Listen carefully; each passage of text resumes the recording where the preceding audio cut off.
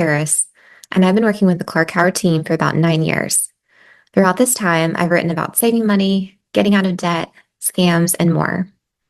The majority of my time, I've been a part of the Clark Deals team, finding great bargains to help you save more of what you make.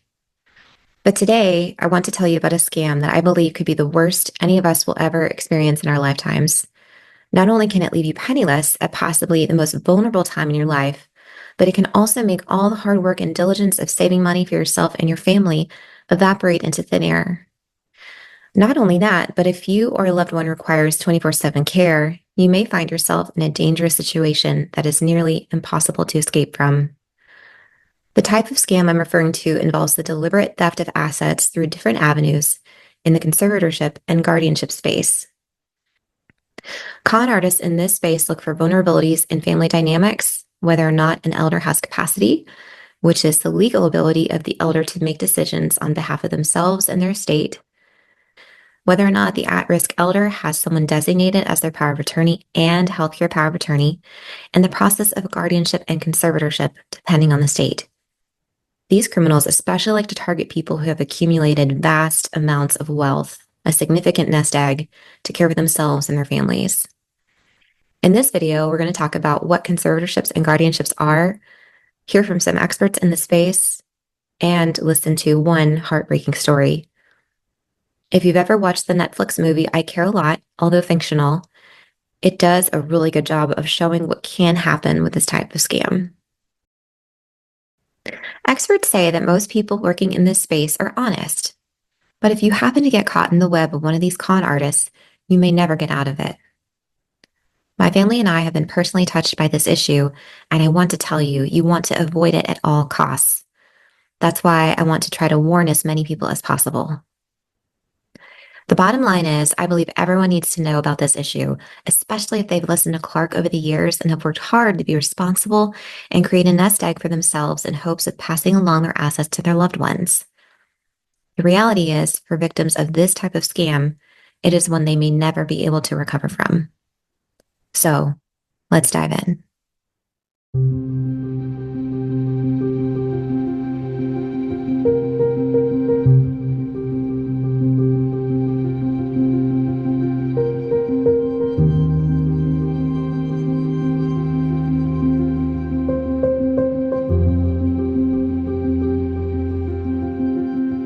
So Poppy Helgren, it's so nice to talk with you, and thank you so much for being on. I'm just, I know that we know about your story in our family, and that's the reason why we got to know you and your story.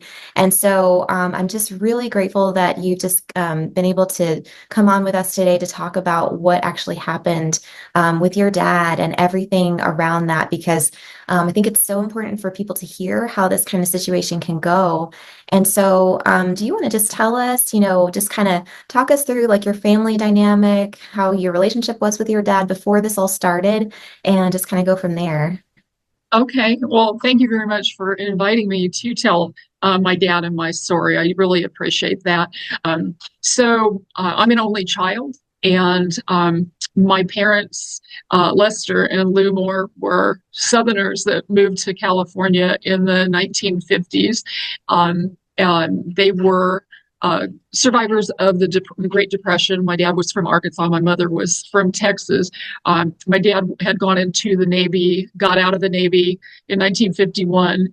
Around 2007, I was notified from his doctor that there were some concerns about my father's cognition issues. Around the same time, my dad said to me, I seem to be slipping. I can't do my checkbooks the way I used to. Well, I was pregnant at that time in 2008, but within a few months, I did go to California. I lived in Nevada, so about 300 miles away from my dad, and saw that he had kind of a mess on his hand with bills everywhere, and I helped him get bills together. In late 2009, I had met with his Kaiser physicians that had known him for decades, and they were concerned as well. They told me that I needed to get him to stop driving, which we did. We got his license taken away, and I moved him to Nevada to be with me.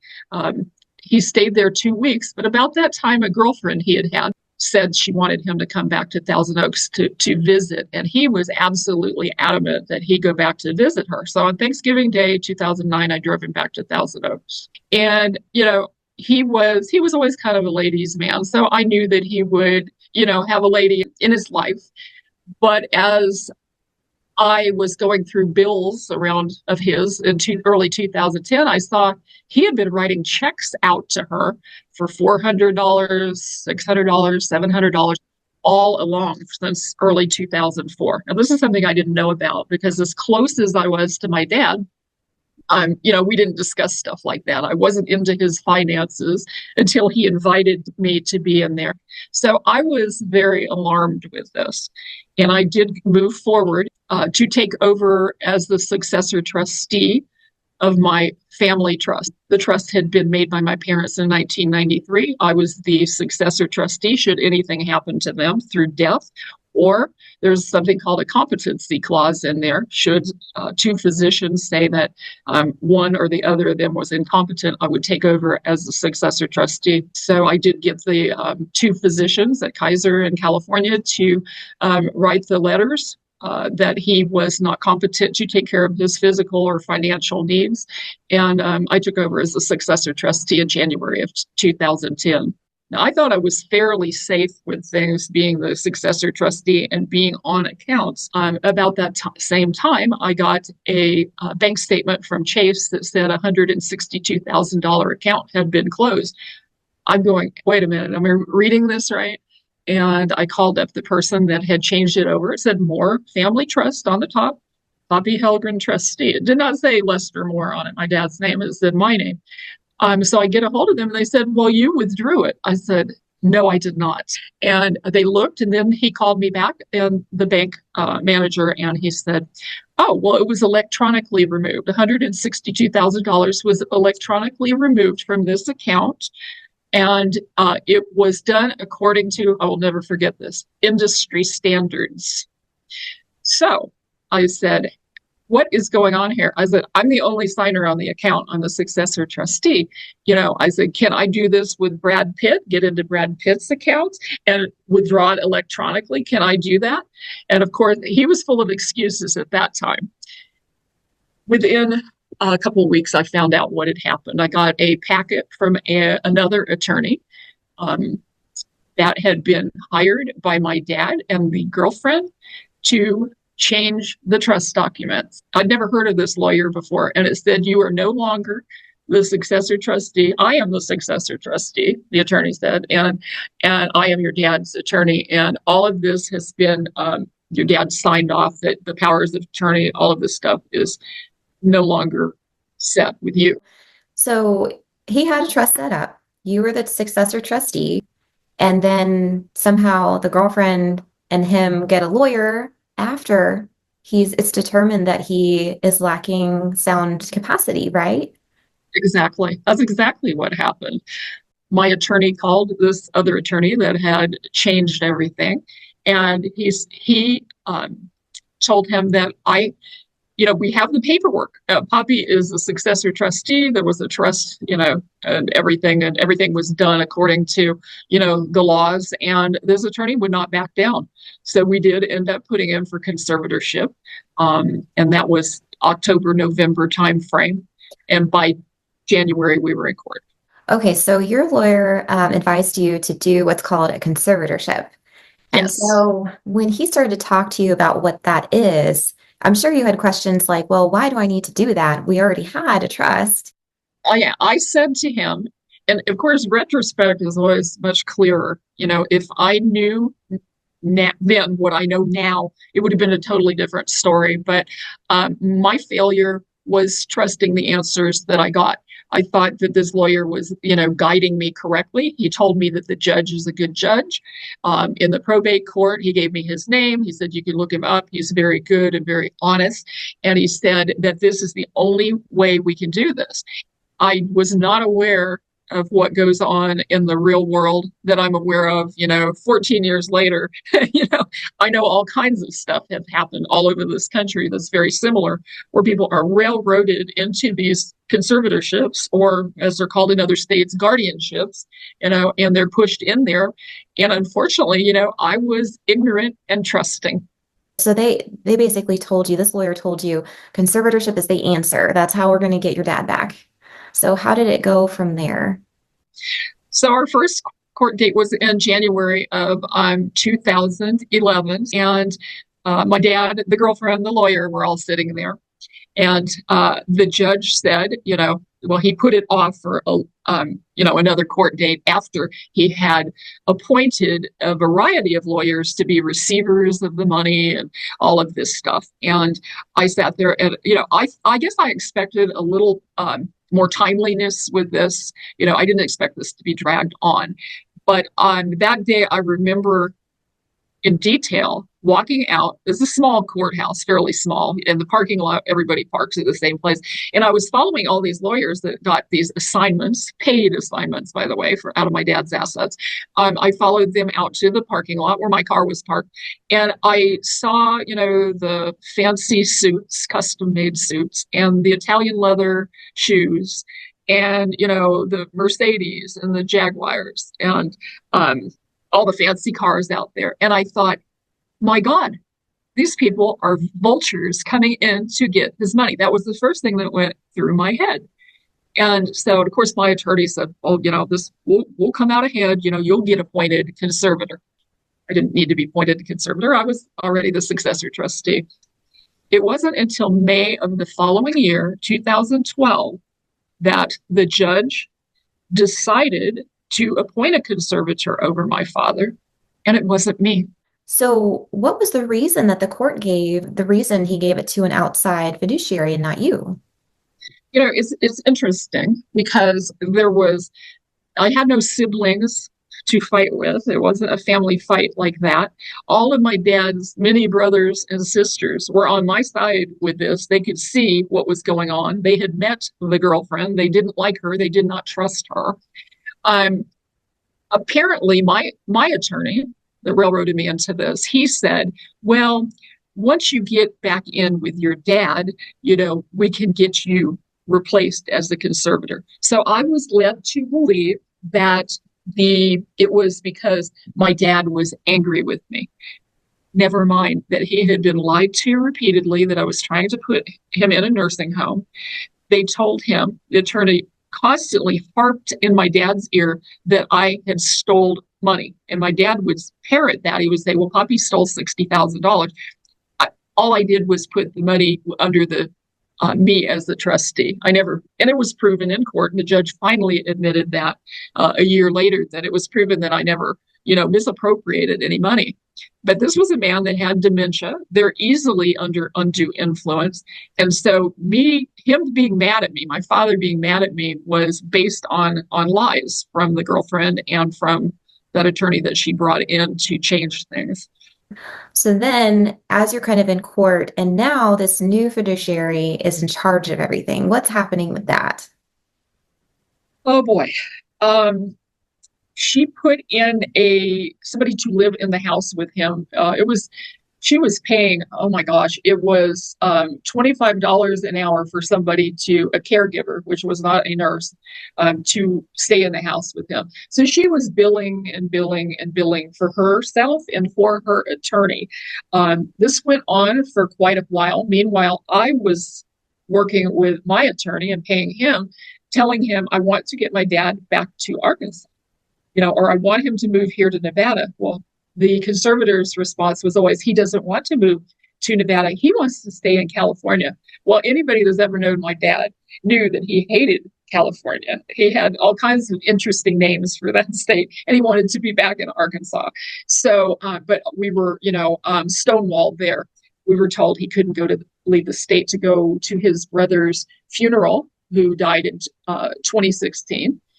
In Arkansas, because I asked her, can he please go to his brother's funeral? And she said, no, he can't go. So needless to say, he never set foot again in the state of Arkansas In 2016, they sold all of his property in Arkansas. They sold his income producing ranch. It had oil wells, it had gas rights, and mineral rights. He had animals from neighboring ranchers that would graze on his land, and he would get paid for that. But they sold it, and they sold everything, all the farming equipment, the ranching equipment that was on the property, and there was never an itemized inventory of what they sold in the 4 homes that were on the property. He had antique cars. He had a lot of memorabilia. The houses were full because they had been partially moving there. And so everything was gone, you know. And all of that was supposed to go to your family, right? Because you're the only child, you're the sole heir of your father's estate, and that was supposed to go to your family and your kids and all this land and the farm and everything. And not only was it sold, but it wasn't accurately accounted for. So there likely wasn't, it wasn't given the value maybe that it was worth, and not to mention the sentimental value of all of that. Well, I'm sure it wasn't paid at a high rate. They usually just take cash and run with it. But yeah, it makes me sick. He bought that property in 1956. He was still in his 20s at the time when he bought that property with the idea of moving there. I mean, this was before I was even born. And he had bought more property in the years since, and that was his dream. What happens to somebody's American dream of, whatever it is, as long as it's legal, we should be able to have our dreams and be able to pursue them. And they squashed that. Even though he did everything right, it was ignored, it was disregarded. And that's where we ended up. And it breaks my heart when I think of that property, because I was there many times over the years. That's where we would go on vacation, and I had a love for the land too. I mean, that's the only thing you can really have. You can have a house that burns down or whatever, but the land, if that's yours, that's yours. But it was gone. Oh my God. When he found that out, he just screamed, and nothing I could do about it, even though I did look into what does a conservator have the ability to sell property off in a whole other state, where this doesn't even make sense to me. In 2020, I found out his house was for sale, that he was living in Thousand Oaks, the home that I had grown up in since 1967. I tried to get that stopped, and they said, you know what? I was told by the judge, if I wanted to, I could purchase the home. Oh my goodness. Oh my goodness. That wasn't the point. I didn't want to move to Thousand Oaks. I didn't want to purchase it. I should have inherited it the way it was supposed to be. So they sold the house, and everything in it was discarded, including apparently his wedding ring that I never got back and never got an answer for. And then they put him in a group home in Camarillo. They put him in a group home, and I was able to see the house for the last time in early February 2020. I saw him on the same day for the last time. I went and saw him in the group home. I was never allowed to come back and see him, even though, I'm the daughter. But they said, oh, well, COVID, you can't see him because of COVID. Well, I know for a fact, working in the healthcare profession that I did, that Centers for Medicare and Medicaid Services did not say that you can't see. If somebody is near death, if somebody is an elderly person that needs to see their loved ones, I should have been able to see him at least through a window visit. And I had been boosted on shots and everything anyway. So, he died about 11 and a half months after I saw him. I was notified by email by the conservator that he had died. So wait, let me stop you right there. So your father was moved to assisted living because they're seeing his decline. They sold his house, the one that you grew up in, and then you are notified by email of his passing? Oh, yeah. Yes. I never got a phone call from them. I will never forget reading that email. I was absolutely horrified. It took me a few months to get the medical records. I had to fight for them because they said he had a conservator and they couldn't give it to me, the daughter. I said, well, he's passed away. So I did get the medical records. And since that's what I do for a living, I read through the medical records from the hospital, and I saw very clearly what had happened. It was all due to negligence of the group home that allowed him to get so impacted with feces that he became septic. He had septic shock and his organs shut down. Now, granted, he was 92 when he passed away, but they weren't following doctor's orders and giving him stool softeners that they were aware that he needed and were ordered by the doctor, and they did not, medicate him as was appropriately, and he died as a result. Oh my Oh, goodness. Okay, so he passes in 2021. Is that right? yeah. Okay. So at that point, you would think, shouldn't the conservatorship dissolve and then the remaining assets go to you? What happens after your father passes away? Uh, yeah, you would think the conservatorship would be is supposed to end at death. It was not ended until March 15th of 2022 in a courtroom where the conservatorship was ended.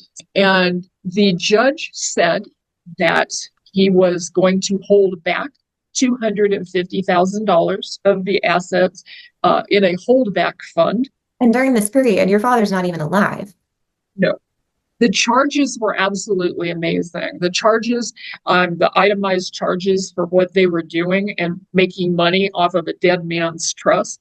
It is a racket. Conservatorship is a racket. It is not to protect elderly people with dementia or other things. It's not protecting them. It is a means of grabbing their money, billing for whatever silly stuff they can come up with that a judge is going to approve. And it takes the assets of hardworking people like my parents and people of the generation that saw poverty, in the Depression, and they're grabbing this money for themselves. What would you say to someone who kind of just wants to protect their assets, protect their family? That's a hard one. The reason being because, trusts are touted as the protection for your assets and for your family. We were unlucky. We were very unlucky. But there are all kinds of corrupt people out there. They grab up money. Just be very careful and do not trust people. Just, and I hate to say it that way, but it's the truth. And I don't even know how I'm going to take care of my own stuff at this point, but I feel an urge that I need to do it at my age and with my kids, because I would hate to see them get ripped off. They already got ripped off this ranch. I have a son that is a horse enthusiast. He was in the horse cavalry in the army. He loves horses, and all I could have seen is him riding horses on that land in Arkansas. He loved that kind of stuff, and he doesn't get the opportunity to do it. He's 30 years old. He'll never get to do that. Oh, Goodness, that is heartbreaking. I am so sorry about what's happened to your family, and I'm just really grateful for you taking the time to share your story to warn other people. And I really hope that something really great comes out of this story for you guys and your family. It is just heartbreaking. And so I hope that many people get to watch this and just be warned about what could happen with unscrupulous individuals that are corrupt in these specifically elder type industries that are kind of predators. They are very much predators. So thank you so much for all of your time and sharing your story. We so appreciate it. oh, thank you so much for asking me. I really appreciate the opportunity. Thank you. So, Carol, thank you so much for being on with us today. I'm so excited to talk with you, and you've been such a huge help to our family as we've been going through something. And so, I'm just really grateful for you setting aside this time to talk through these issues. And I know you've been working in this space for a really long time. How many years now has Fate been in operation? 40. 40. Wow. So where are some hot spots where you see maybe more of this kind of activity where there is corruption, there's elder abuse going on? Are there any hot spots in the United States? When it comes to conservatorships, I've got 9 banker boxes of cases all over the country, and I don't think it's different in any other state because the courts all operate the same. But I think it's more disturbing what's going on in conservatorships than it is really in conservatorship abuse rather than nursing home abuse, because it involves the court. And I find that very troubling that these cases have a judge that could, slam down the gavel and take all of your rights away from you. And basically pointing the fingers at family members that they're fighting or the person would have better oversight or care and watch their finances by a third party that nobody knows. Wow, so you brought up a good point about, a lot of experts say that typically family members are the ones that are stealing from other relatives. But have you found that to be the case with the people that you've spoken to? Probably in all the hundreds of cases that has been the problem. That there, there's a lot of sibling rivalry. So one family member not necessarily steals the money, but maybe has more control over mom and dad, and they get the money. They borrow the money, never return it. And then the other siblings, there's sibling rivalry. I've seen a lot of that, but I've seen more of the public and private fiduciaries taking the money than I have the children. So you were involved with Poppy Helgren's case, and Yes. we just spoke with Poppy for this interview. And so, when people call you, is that what typically happens to people? If the court chooses to eliminate the family from all control over the conservatee, they have all the power to do that. And I don't get any good cases. So I've had a lot of cases that courts just say, you're not your mother's power of attorney anymore. You're not your mother's anything. We're appointing a private conservator, and that's it. I mean, and then if you want to fight that, you have to file a court action. You have to have and a lot of people don't have the money to fight all this because it's very expensive. A lot of people don't even have the money to get their own conservatorship. And people say, well, you can't do anything unless you have a conservatorship. Well, I don't believe in that. So the system seems to be forcing people to get conservatorships. And to me, it's a vehicle for lawyers to make a lot of money, court system to make money. It's always about the money. So for somebody who holds the power of attorney that has a family member in a nursing home or assisted living or whatever, and that family member is trying to make decisions for their loved one, and somebody says, well, wait a minute, that's not the best decision. Let's call in either Adult Protective Services or let's call in somebody authority and let's file and get that person conserved. Well, then they'll file what's called an ex parte motion. That means emergency. And so some private guardian, through their lawyers, you have to have a lawyer, they'll file a petition for an ex parte motion to take over the control of the family member. It's granted immediately. So, and I'm working on a case right now. They did that immediately. They seized not only the husband, they seized him. He's in a nursing home. They seized the wife and all of her mail. So now, I just yesterday had to file a complaint.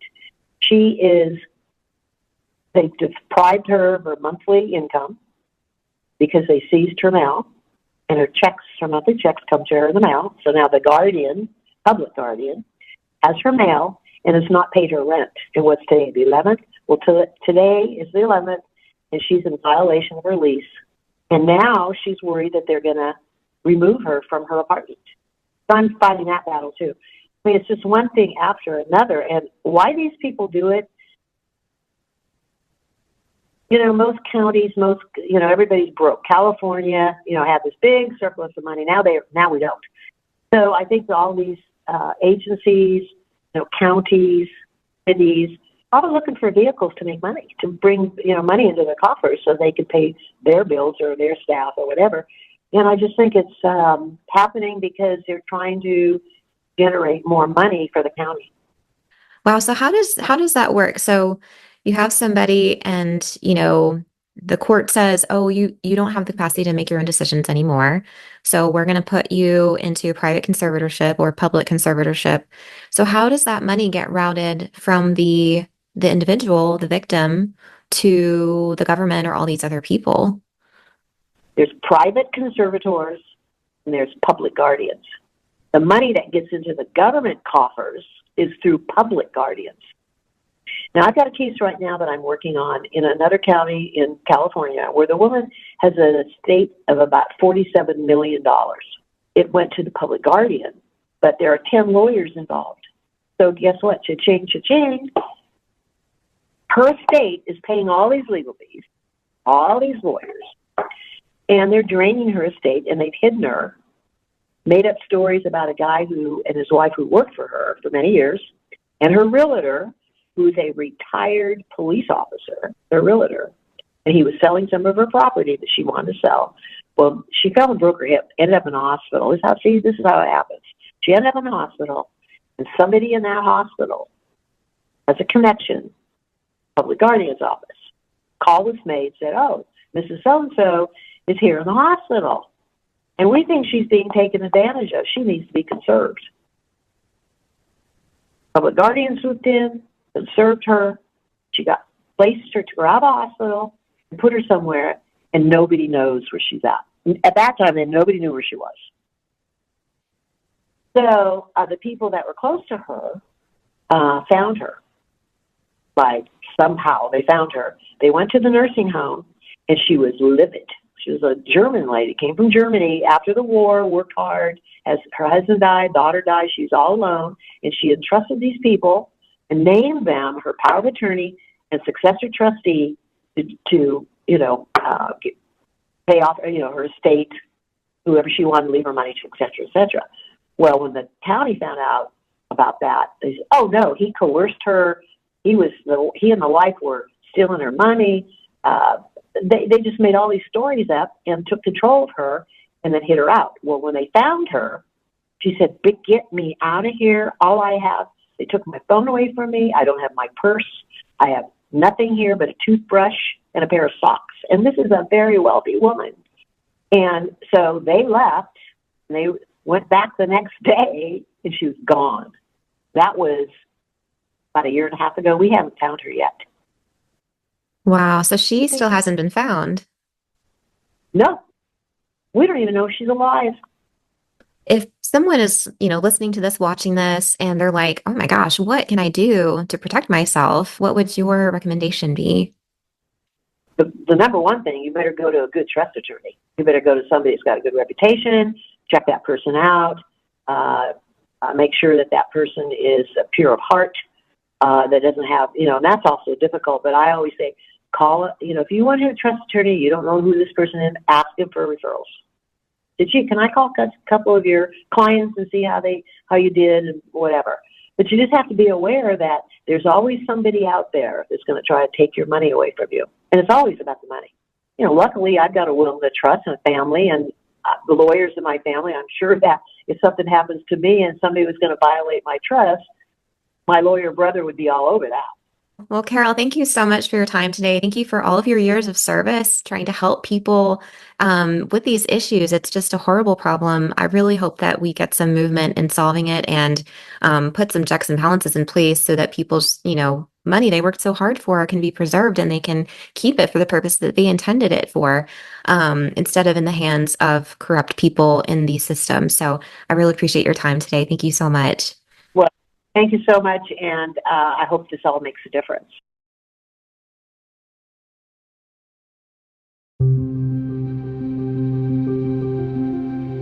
Well, Rick, thank you so much for being on today. So I know that you started an organization called SEER, and I'd love to hear a little bit about, as we get started, how that organization got started, more about your story, and just kind of how you got into this space. Sure. Unfortunately, like most activists, you're touched by an event in life that completely changes your perspective. Sadly, often for the worse.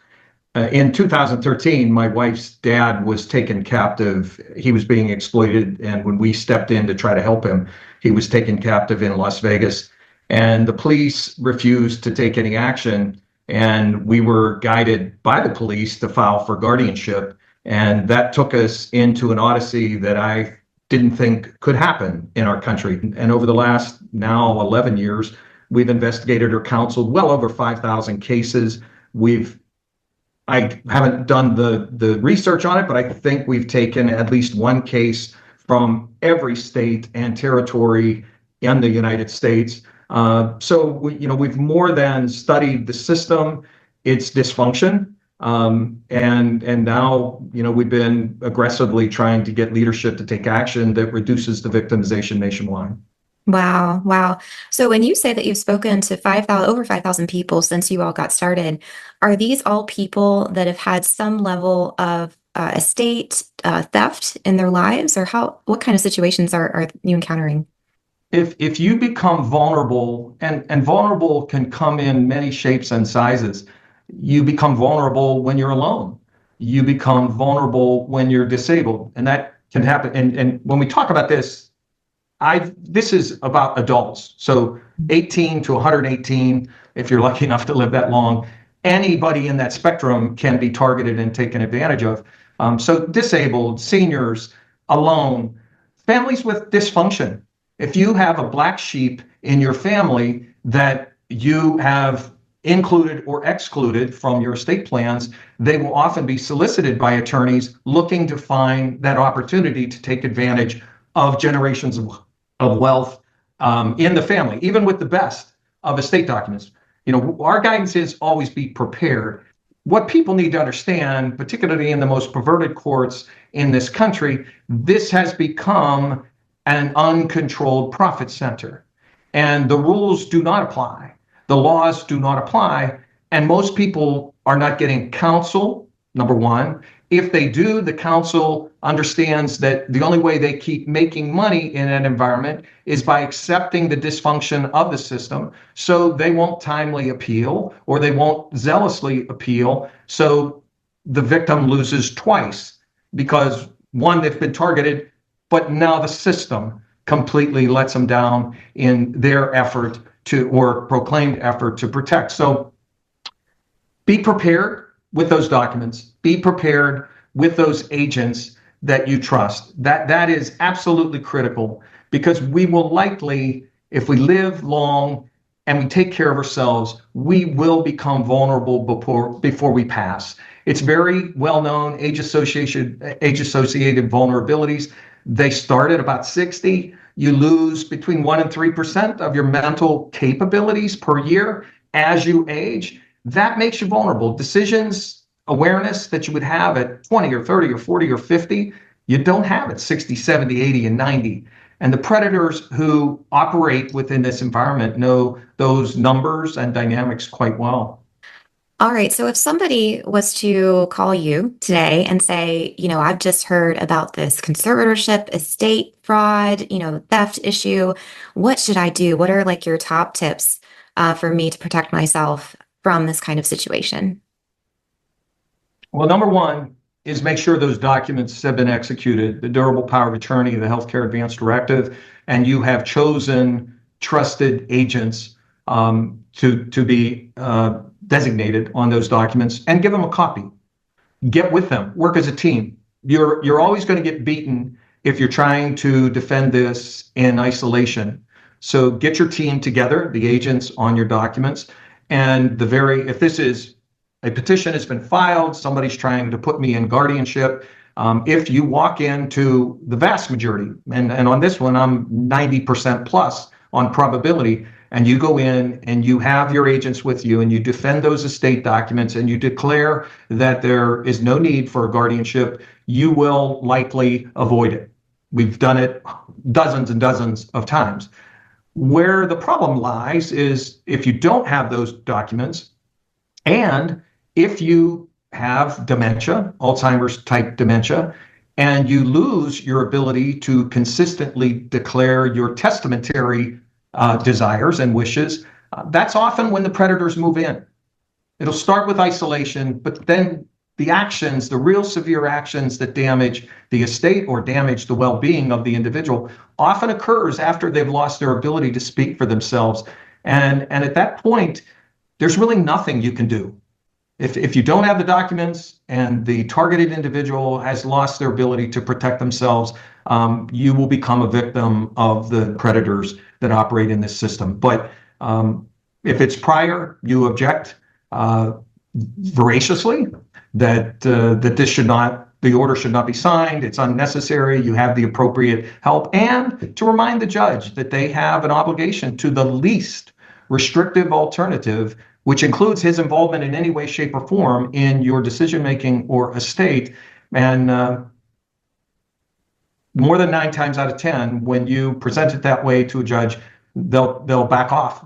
And even if they're a participant, they often will find an easier target to help their friends take advantage of because it's clear if you come into the proceeding that way, you understand what's in store, and they understand that you understand. And that's part of being prepared. So, how old would you suggest, what age, I guess, would you suggest somebody start putting together these documents? At 18, Wow. we can be sent to war and die when we're 18. You become an independent adult in this country at 18, and the lawyers know that better than anyone. So if you have a child and they're driving, which they all do today, and they have a car accident and they sustain a brain injury, you will not be able to protect them if a party has chosen to intercede to object to your ability to do so, or a hospital has. So our guidance is, as soon as you turn 18, you execute those documents. At 18, those agents are going to be your parents, likely, maybe grandparents. And as you move through life, because these are living documents, when you get married, it changes. And that's also important here. A spouse does not speak for a spouse without those documents in a court of law, in a hospital. So 18 is when you do them. You continue to update them as major life changes occur, until you take your last breath. Is there anything else that you want people to know about this issue? Yeah, the awareness is number one. I would strongly suggest buy the book. It's on Amazon. We're Here to Help When Guardianship Goes Wrong by Diane Diamond, published by Brandeis University Press, joint venture really between their law school, their journalism school, to get the word out that this is a growing, ever-present issue nationwide, and the public needs to be educated on the issues. I would also ask, most people don't know who their state reps, assembly person, or senators are. Make an appointment with your local state rep and senator and tell them that you're concerned about this, and ask them, push them, demand that they take greater action to adopt the Nevada reforms. And we can talk about those reforms, but there needs to be much more done in this country to protect our vulnerable adult population from predatory attorneys. Okay. All right. Thank you for that. And is that list available on your website so that other people from other states can review that? It all is, yes. Okay, great. Okay. Well, Rick, thank you so much for your time today and sharing all the information that you shared. You're doing such great work to protect the elderly and keep them out of this snare and this huge, scam that's been going on. And so we're just so grateful to have you. And thank you, Charis, for your interest. It's important. Thank you.